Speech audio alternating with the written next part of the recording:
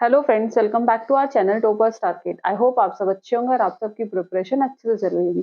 तो आपके एग्जाम के लिए हम पीवाईक्यू डिस्कस कर रहे थे, तो उसी को कंटिन्यू करते हुए आज की इस वीडियो में हम 2019 के साइंस के प्रीवियस ईयर क्वेश्चन डिस्कस करेंगे। तो इसमें हम पेपर का कंप्लीट एनालिसिस करेंगे। तो वीडियो को शुरू करते हैं, और वीडियो को शुरू करने से पहले अगर आप चैनल पर नए हैं और चैनल को सब्सक्राइब नहीं किया है तो चैनल को सब्सक्राइब कर लें और वीडियो को लाइक करना ना भूले। तो आज की वीडियो को शुरू करते हैं। ये जो पेपर है ये है 2019, ये हुआ था आपका दिसंबर में, ये हुआ था दिसंबर में। तो इसे अब हम डिस्कस करेंगे। तो शुरू करते हैं। तो जो सबसे पहला क्वेश्चन है आपका वो है कि X is a chemical present in our stomach, कि X एक केमिकल है जो हमारे स्टमक में प्रेजेंट होता है and is necessary for digestion of food, जो फूड के डाइजेशन के लिए भी क्या है, जरूरी है। When X is secreted in excess, जब X एक्सेस में सिक्रीट हो जाए यानी कि ज्यादा अमाउंट में सिक्रीट हो जाए तो वो क्या कोज करता है, इट कोज हेल्थ प्रॉब्लम जैसे इनडाइजेशन। तो क्वेश्चन में पूछा है कि Y is a chemical use to treat this condition, कि वाई ऐसा केमिकल है जो इस कंडीशन को ट्रीट करने में क्या आता है, काम आता है। तो एक्स और वाई क्या है। तो सबको पता होगा कि स्टमक में कौन सा एसिड प्रेजेंट होता है, दैट इज HCl, जिसे हम किस नाम से जानते हैं, ये क्या है, हाइड्रोक्लोरिक एसिड। हाइड्रोक्लोरिक एसिड क्या फंक्शन होता है, ये क्या करता है, बैक्टीरिया को किल करता है। लेकिन अगर ये एक्सेसिव अमाउंट में हमारे स्टमक में प्रोड्यूस हो रहा है तो उस केस में ये क्या कॉज करता है, ये कॉज करता है इनडाइजेशन। ठीक है, इनडाइजेशन। तो इनडाइजेशन से दूर होने के लिए हम कौन सा केमिकल यूज करते हैं, तो वो करते हैं milk of magnesia, that is milk of magnesia, जो इनडाइजेशन में क्या देता है, रिलीफ देता है। तो ऑप्शन चेक करते हैं। X इज हाइड्रोक्लोरिक एसिड, तो X क्या हो गया, HCl।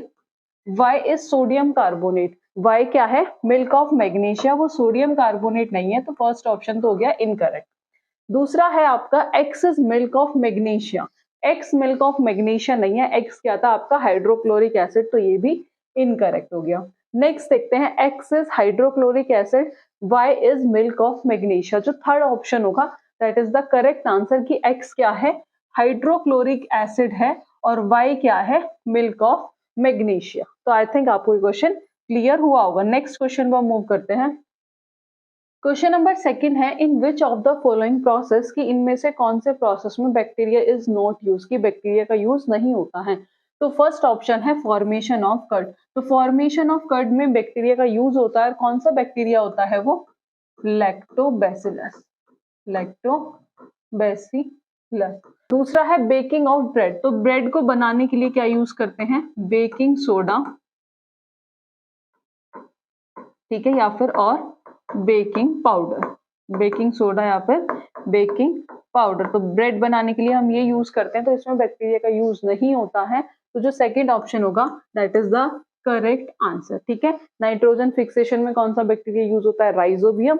और फर्मेंटेशन और ऑफ शुगर केन जूस, इनमें भी लैक्टोबैसिलस या स्ट्रेप्टोकोकस बैक्टीरिया यूज होते हैं।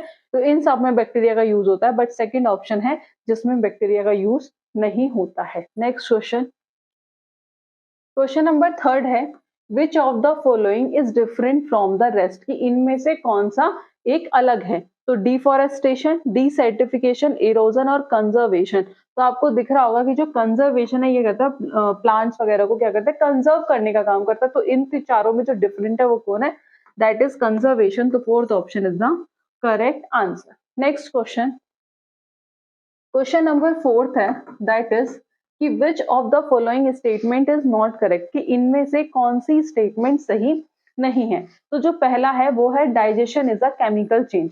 तो डाइजेशन क्या है, एक केमिकल चेंज है, तो ये तो सही है। दूसरा है photosynthesis is a chemical change. तो फोटोसिंथेसिस भी एक केमिकल चेंज है। केमिकल चेंज का मतलब कोई नए सब्सटेंस का फॉर्मेशन, कि कोई नया सब्सटेंस क्या हो रहा है, फॉर्म हो रहा है, न्यू सब्सटेंस क्या हो रहा है, फॉर्म हो रहा है। जो एक बार सब्सटेंस फॉर्म हो गया वो फिर से उस ओरिजिनल प्रोडक्ट में ट्रांसफॉर्म नहीं होता। ठीक है, तो फोटोसिंथेसिस भी केमिकल चेंज है। Respiration is a chemical change, तो रेस्पिरेशन भी केमिकल चेंज है। पूछा है नोट करेक्ट, कौन सा सही नहीं है। तो crystallization is a chemical change, तो क्रिस्टलाइजेशन केमिकल चेंज नहीं होता, ये कैसा होता है, that is a physical change, ये कैसा चेंज होता है? फिजिकल चेंज, जिसमें कोई नया सब्सटेंस प्रोड्यूस नहीं होता। तो जो आपका फोर्थ ऑप्शन होगा that is the correct answer. ठीक है, next question, question number 5th है आपका, which of the following represent an ascending order as per the size of particle. कि साइज ऑफ पार्टिकल के बेसिस पे इन्हें असेंडिंग ऑर्डर्स में क्या करना है? अरेंज करना है। असेंडिंग मतलब smallest to largest, smallest to largest. Let's see, first है रॉक, तो रॉक तो सबसे लार्जेस्ट है, दैट इज इनकरेक्ट, तो ये ऑप्शन तो हो गया इनकरेक्ट। दूसरा देखते हैं क्ले, क्ले क्या है? सबसे स्मॉलेस्ट है। सिल्ट के पार्टिकल किस किस के बीच में लाई करते हैं? क्ले और सैंड के बीच में लाई करते हैं, ये भी सही है। ठीक है, ग्रेवल के पार्टिकल सबसे ज्यादा लार्ज होते हैं, उसके बाद रॉक। तो जो आपका सेकंड ऑप्शन होगा that is the correct answer, clay, silt, sand, gravel, rock. Clay, silt, sand, gravel और रॉक। तो ये रेंज है असेंडिंग ऑर्डर में, smallest to largest. Next question, next question है आपका, the function of gills in the fish. कि fish के अंदर जो गिल्स का फंक्शंस होता है वो क्या होता है? Take in oxygen from air, air से ऑक्सीजन लेना, absorb nutrient present in water, की जो वाटर में न्यूट्रिएंट प्रेजेंट होते हैं उन्हें एब्जॉर्ब करना, absorb dissolve oxygen from water, कि डिसॉल्व ऑक्सीजन, जो वाटर के अंदर ऑक्सीजन डिसॉल्व होती है उसे एब्जॉर्ब करना। तो जो थर्ड ऑप्शन होगा that is the correct answer, कि absorb dissolve oxygen from water, की जल में उपस्थित विलेय ऑक्सीजन अवशोषित करना। ठीक है, तो नेक्स्ट क्वेश्चन देखते हैं। नेक्स्ट क्वेश्चन से पहले, हर एक एनिमल्स में क्या होते हैं? अलग अलग ऑर्गन्स होते हैं फॉर देयर रेस्पिरेशन। इससे जनरली क्वेश्चन आ जाता है, तो उसे लर्न करना पड़ेगा कि सिल्वर फिश का रेस्पिरेटरी ऑर्गन क्या होता है? ट्रैकिया। स्कॉर्पियन का क्या होता है? Book lung. ठीक है, सी स्क्वेड का क्या होता है? Pharyngeal gills. और फिश का क्या होता है? That is gills. ठीक है, next question, next question is question number 7th is, Manjula is observing her image in a plane mirror. कि मंजुला अपनी इमेज को ऑब्जर्व कर रही है किस पर? Plane mirror. ये क्या है? That is a plane mirror. ठीक है, the distance between herself and the mirror is 5 metre. कि जो उसकी जो डिस्टेंस है उसके और दर्पण के बीच की जो दूरी है वो कितनी है? That is 5 metre. She move 1 metre towards metre, कि वो 1 मीटर मिरर की तरफ आगे बढ़ती है, तो उसकी अब डिस्टेंस कितनी हो जाएगी मिरर से? That is 4 metre.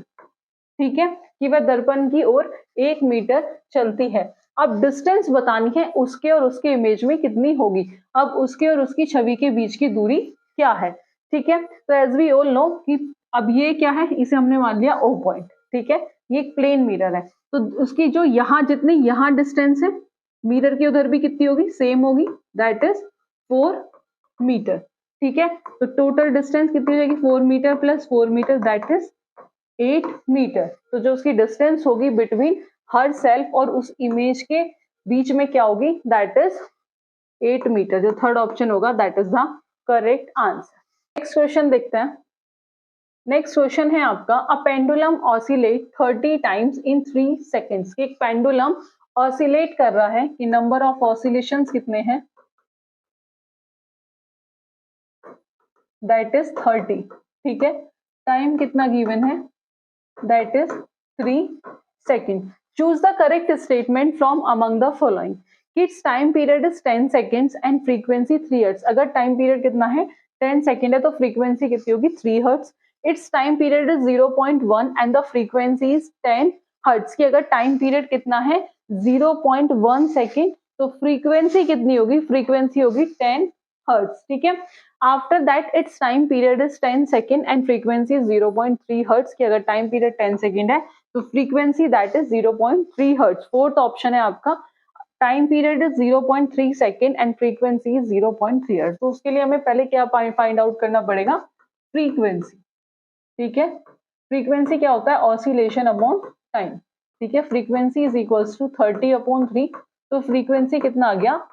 10 hertz. Frequency कितना आ गया? 10 हर्ट्ज। तो आपको दिख रहा होगा ऑप्शन में 10 हर्ट्ज सिर्फ किसमें, सेकंड ऑप्शन में, तो उस केस में जो सेकंड ऑप्शन है that is the correct answer, क्योंकि बाकियों में क्या है, इसमें 3 हर्ट्ज है, इसमें 0.3 हर्ट्ज है, इसमें भी 0.3, तो ये तो तीनों ऑप्शन क्या हो गए, इनकरेक्ट हो गए। फिर भी एक बार देख लेते हैं कि जो रिलेशन होता है फ्रीक्वेंसी और टाइम पीरियड में, वो क्या होता है, relation between frequency and time period की जो रिलेशन होता है फ्रीक्वेंसी और टाइम पीरियड में, that is time is equals to, तो ये हो जाएगा आपका, फ्रीक्वेंसी कितनी आई थी हमारे पास 10, तो दैट इज 0.1 सेकेंड, तो जो आपका सेकेंड ऑप्शन हो जाएगा that is the correct answer. तो आप ऐसे फाइंड आउट कर सकते हैं, ठीक है। नेक्स्ट क्वेश्चन देखते हैं। नेक्स्ट क्वेश्चन है आइडेंटिफाई द इनकरेक्ट स्टेटमेंट, इनमें से कौन सी स्टेटमेंट सही नहीं है।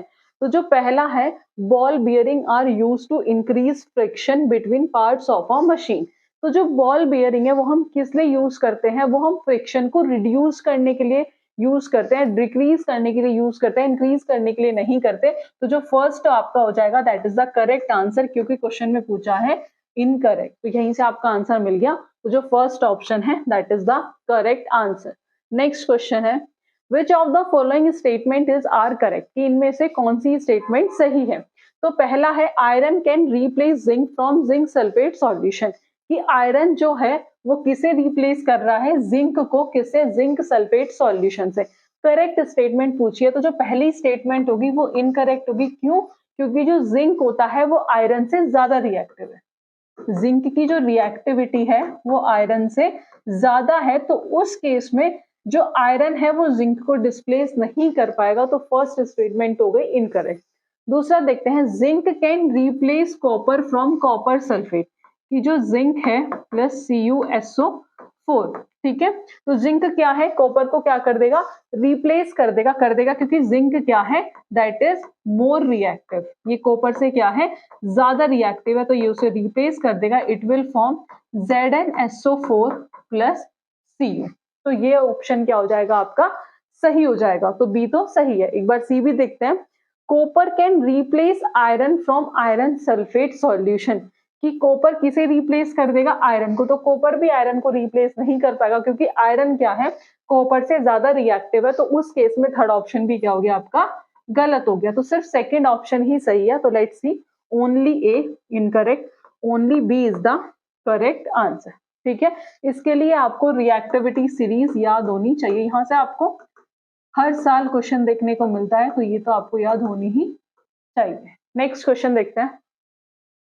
नेक्स्ट क्वेश्चन है आपका, identify the correct statement from the following, कि फिर से बताना है कि इनमें से कौन सी स्टेटमेंट जो है वो सही है। तो जो आपका पहला ऑप्शन है वो है, clinical thermometer can be used to measure the temperature of boiling point, कि क्लिनिकल थर्मोमीटर को हम बॉइलिंग पॉइंट, बॉइलिंग लिक्विड्स के टेम्परेचर को मेजर करने के लिए यूज करते हैं, तो ये स्टेटमेंट गलत है। क्लिनिकल थर्मोमीटर को जो हम यूज करते हैं वो बॉडी टेम्परेचर को मेजर करने के लिए करते हैं, तो जो फर्स्ट स्टेटमेंट हो गई दैट इज इनकरेक्ट। दूसरा है, जो रूम टेम्परेचर होता है, जो उसकी रेंज है वो 30 डिग्री सेल्सियस से 100 डिग्री सेल्सियस तक होती है, तो ये भी क्या है, जो रूम टेम्परेचर की जो रेंज होती है वो 20 डिग्री सेल्सियस से 50 डिग्री सेल्सियस होती है, तो ये भी क्या हो गया आपका ऑप्शन जो दैट इज, ये भी इनकरेक्ट हो गया, ठीक है, क्योंकि क्वेश्चन पूछा है कि कौन सा सही है। अब बात करें थर्ड ऑप्शन की, तो laboratory thermometer have a range from 35 degree Celsius to 42 degree Celsius, की जो लैबोरेटरी थर्मोमीटर है उसकी जो रेंज गिवन है वो है 35 degree Celsius to 42 degree Celsius, तो इसकी भी रेंज गलत है, इसकी जो रेंज होती है वो होती है 10 degree Celsius to 110 degree Celsius, तो ये स्टेटमेंट भी क्या हो गई, इनकरेक्ट, ठीक है। तो जो लास्ट ऑप्शन है यही सही होगा, that is the range of laboratory thermometer, की जो लैबोरेटरी थर्मोमीटर की जो रेंज है वो ज्यादा है किससे, क्लिनिकल थर्मोमीटर, तो ये बात तो सही है, क्योंकि लैबोरेटरी थर्मोमीटर की जो रेंज है वो कितनी है, वो है 10 degree Celsius to 110 degree Celsius. Clinical thermometer की दैट इज, तो उसका जो रेंज होगी वो क्या होगी, उससे लेबोरेटरी की ज्यादा होगी as comparison to clinical thermometer. तो जो आपका फोर्थ ऑप्शन होगा that is the correct answer. ठीक है, नेक्स्ट क्वेश्चन। नेक्स्ट क्वेश्चन है फिर से आइडेंटिफाई द इनकरेक्ट स्टेटमेंट। ऐसे क्वेश्चंस आप तभी सॉल्व कर पाओगे तब आपके कॉन्सेप्ट क्लियर होंगे। तो पहला क्वेश्चन है द कैलोरीफिक, इनकरेक्ट पूछा है, the calorific value of kerosene is more than that of coil, कि जो कैलोरीफिक वैल्यू जो केरोसिन की वो ज्यादा होती है किससे, कोल से। तो केरोसिन की जो कैलोरीफिक वैल्यू होती है वो कितनी होती है, वो होती है 45,000। ठीक है, और कोल की जो कैलोरीफिक वैल्यू होती है वो होती है आपकी 25,000 टू 35,000। तो ये स्टेटमेंट तो क्या है, सही है। क्वेश्चन में पूछा है इनकरेक्ट, क्योंकि केरोसिन की कैलोरीफिक वैल्यू क्या है, ज्यादा है कोल से। अब नेक्स्ट ऑप्शन देखते हैं, calorific value of coal that is कितनी है, ये 25,000 टू 35,000, वो ज्यादा है किससे, वुड से। तो वुड की जो कैलोरीफिक वैल्यू होती है वो कितनी होती है, वो होती है 17,000 से 22,000, 17,000 टू 22,000। और जो इसकी कोल की होती है 33,000। दैट इज, करेक्शन कर लेना यहाँ पे, ये होती है 33,000। ठीक है, नेक्स्ट है आपका थर्ड क्वेश्चन है द कैलोरीफिक, जो थर्ड ऑप्शन है the calorific value of biogas is more than that of LPG, की जो कैलोरीफिक वैल्यू होती है बायोगैस की वो एलपीजी से क्या होती है, ज्यादा होती है। तो जो बायोगैस की जो कैलोरीफिक वैल्यू होती है वो क्या होती है, that is 35,000 to 40,000। But LPG की जो कैलोरीफिक वैल्यू होती है वो क्या होती है, वो होती है आपकी 55,000। तो इस केस में एलपीजी की कैलोरीफिक वैल्यू क्या है, ज्यादा है एज कंपैरिजन टू बायोगैस। तो जो आपका थर्ड ऑप्शन होगा, जो आपका थर्ड ऑप्शन होगा, यही क्या हो गया, इनकरेक्ट हो गया, और यही आपका सही आंसर है अकॉर्डिंग टू दिस क्वेश्चन। ठीक है, लास्ट देख लेते हैं, फोर्थ है the calorific value of CNG is more than that of diesel. तो सीएनजी की जो कैलोरीफिक वैल्यू होती है वो होती है कितनी, दैट इज 50,000। जो कैलोरीफिक वैल्यू होती है सीएनजी की वो 50,000 होती है, और जो डीजल की जो कैलोरीफिक वैल्यू होती है वो कितनी होती है, वो होती है 45,000। ठीक है, तो सारा ऑप्शन सही है। जो आपका थर्ड ऑप्शन है दैट इज इनकरेक्ट। ठीक है, उस केस में जो एलपीजी की कैलोरीफिक वैल्यू है वो ज्यादा है, तो थर्ड ऑप्शन क्या हो गया, सही। नेक्स्ट क्वेश्चन, नेक्स्ट क्वेश्चन है अ बस travel eight a speed of 50 kilometre per our. ये एक बस ट्रेवल कर रही है, क्या स्पीड है उसकी, 50 kilometre per hour for 12 minutes.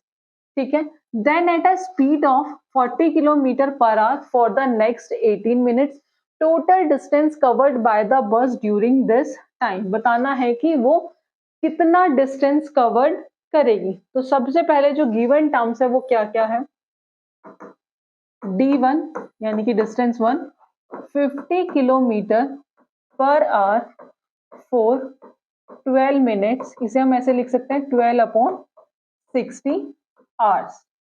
ठीक है, दूसरा है D2 is equals to that is 40 kilometre per hour, 40 kilometre per hour for 18 minutes, इसे भी ऐसे लिख दे दैट इज 18/60 आवर्स। अब हमें क्या निकालना है, टोटल डिस्टेंस निकालना है। क्या निकालना है, टोटल डिस्टेंस। टोटल डिस्टेंस कैसे निकालेंगे, D1 प्लस D2। तो पहले सबसे पहले D1 निकाल लो, दैट इज, ये क्या है 50 इंटू 12/60। ये कैलकुलेट करके कितना आएगा, सॉल्व करना। फिर D2 निकालेंगे, दैट इज 40 इंटू 18/60, कैलकुलेट करके आया दैट इज 10, और ये 12। तो टोटल डिस्टेंस कितना आ गया, 10 प्लस 12 कितना हो गया, 22 किलोमीटर। तो लेट्स सी, जो फर्स्ट ऑप्शन है 20 kilometre incorrect, 22 kilometre is the correct answer. ठीक है, नेक्स्ट क्वेश्चन।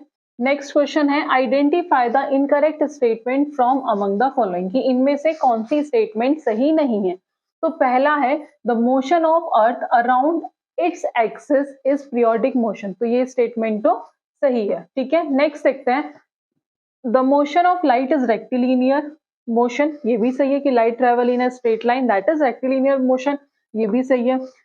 थर्ड है आपका, the motion of plugged string of a sitar is an oscillatory motion, ये स्टेटमेंट भी सही है। पूछा है incorrect, all periodic motion are circular motion, सारे पीरियोडिक मोशन सर्कुलर मोशन नहीं होते हैं। जो फोर्थ ऑप्शन होगा that is the correct answer, क्योंकि क्या पूछा है, इनकरेक्ट पूछा है। ठीक है, नेक्स्ट क्वेश्चन देखते हैं।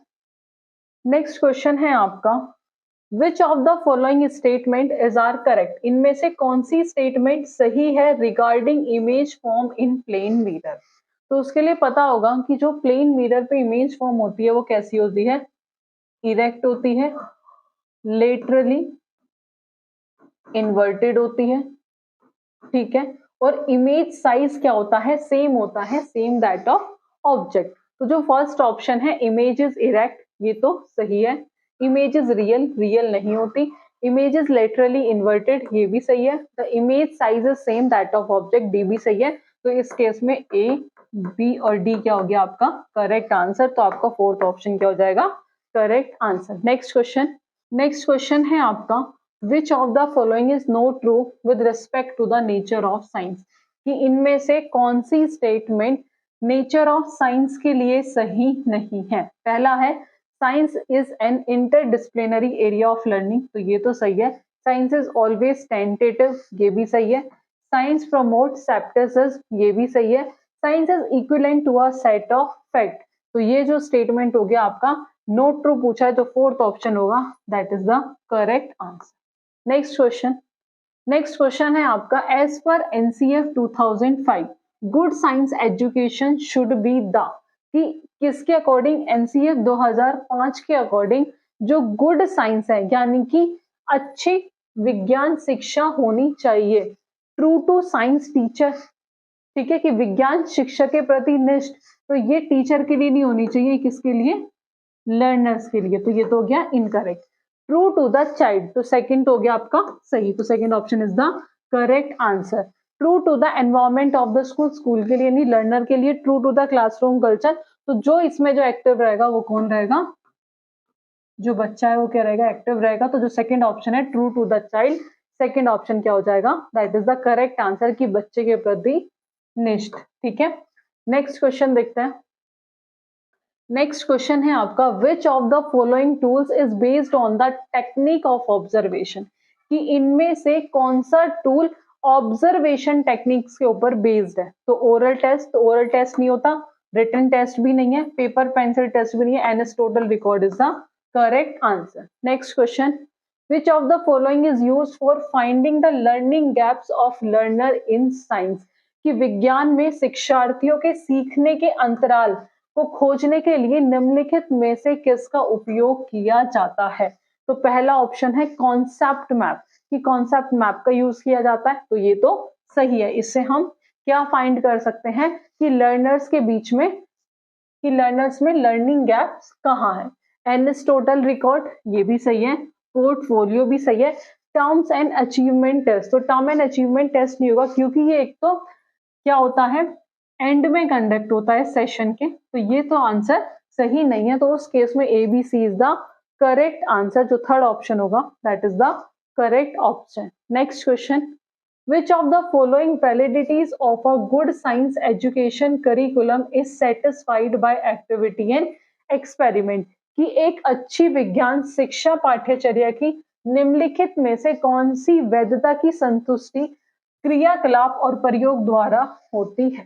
तो पहला है कॉग्निटिव, ठीक है, यानी कि संज्ञानात्मक, हिस्टोरिकल ऐतिहासिक, एनवायरमेंटल पर्यावरण संबंधी, या फिर प्रोसेस। तो वो किसके थ्रू होता है, सेटिस्फाई, दैट इज प्रोसेस। जो फोर्थ ऑप्शन होगा that is the correct answer. Next question, Anu took her class 8th children to field trip, ये अनु जो है वो क्लास 8th के बच्चों को कहाँ लेकर गए हैं, फील्ड ट्रिप पे।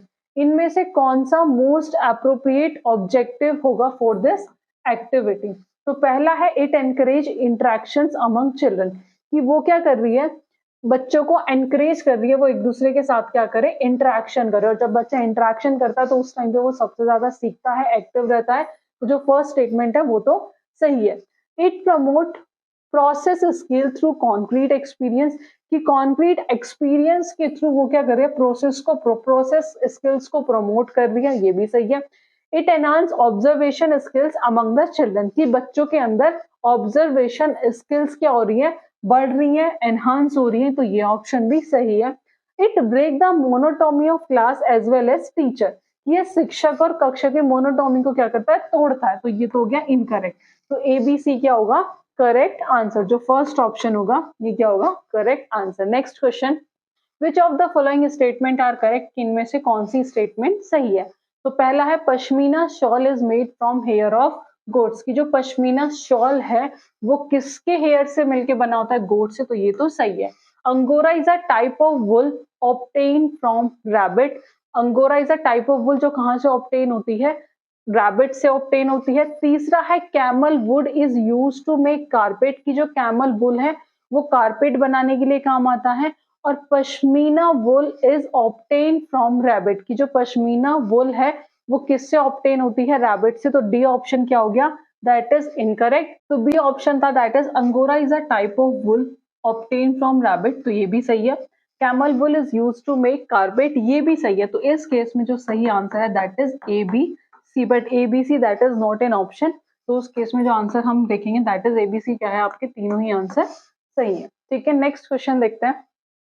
Identify the animal on the basis of feature listed below, के एनिमल्स को क्या करना है, आइडेंटिफाई करना है, कुछ फीचर्स गिवन है। पहला है लॉन्ग बैकबोन, ठीक है। आफ्टर दैट मैनी मसल्स, यानी कि बहुत सारी muscles. Body curves into many loops for moving forward, की जब वो आगे की साइड चलता है तो बॉडी क्या है, बहुत सारे कर्व लेती है, बहुत सारे लूप्स में। तो पहला है स्नेक, दूसरा अर्थवॉर्म, स्नेल और हुकवॉर्म। तो इसका जो करेक्ट आंसर होगा दैट इज स्नेक। स्नेक की जो बैकबोन होती है वो लॉन्ग होती है, इसमें बहुत सारे मसल्स होते हैं और आगे चलने के लिए इसमें बहुत सारे क्या होते हैं, देखा होगा आपने जब ये चलता है तो बहुत सारे लूप्स फॉर्म होते हैं। ठीक है, तो जो उसका करेक्ट आंसर होगा that is the first option. Next question, which of the following statement is not true, इनमें से कौन सी स्टेटमेंट सही नहीं है।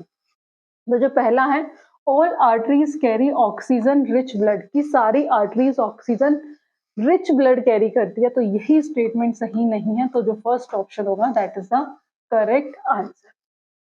नेक्स्ट क्वेश्चन है which of the following represent correct matching order. तो पहला है एसिटिक एसिड, तो एसिटिक एसिड पता है किसमें होता है, विनेगर में, तो फर्स्ट का हो गया फोर्थ। लैक्टिक एसिड बी का, लैक्टिक एसिड कहाँ होता है, कर्ड में, बी का हो गया फर्स्ट। ऑक्जेलिक एसिड अगर नहीं पता तो एस्कॉर्बिक एसिड सबको पता होता किसमें होता है, सिट्रस फ्रूट में, तो डी का हो गया थर्ड। और ऑक्जेलिक एसिड होता है स्पेनिश में, तो सी का हो गया सेकंड। तो लेट्स सी, ए का फोर्थ दैट इज इनकरेक्ट, ये भी इनकरेक्ट। तो ए का फोर्थ, बी का फर्स्ट, सी का सेकंड और डी का थर्ड। ठीक है, तो ये थे कुछ क्वेश्चंस जो हमने आज की वीडियो में डिस्कस किए। आई होप आपको आज का सेशन पसंद आया होगा। अगर आपको कंप्लीट एनसीईआरटी पढ़नी है तो आप हमारा बैच ले सकते हैं, एनसीईआरटी साइंस स्पेशल बैच, जिसमें हमने पूरी साइंस कंप्लीट करा रहे हैं। ठीक है, तो ये बैच आप हमारी एप्लीकेशन पे जाकर बाय कर सकते हैं, जिसका लिंक आपको डिस्क्रिप्शन बॉक्स में मिल जाएगा, या फिर आप प्ले स्टोर से जाकर भी डाउनलोड कर सकते हैं। तो आप एक बार एप्लीकेशन पे जाकर विजिट करें, वहां पर आपको फ्री टेस्ट भी अवेलेबल है, तो आप वो भी दे सकते हैं अपने एग्जाम्स के लिए। तो आई होप आपको आज की वीडियो पसंद आई होगी। फर्दर ऐसी वीडियोस के लिए आप हमारे चैनल से जुड़े रहिए। Thank you.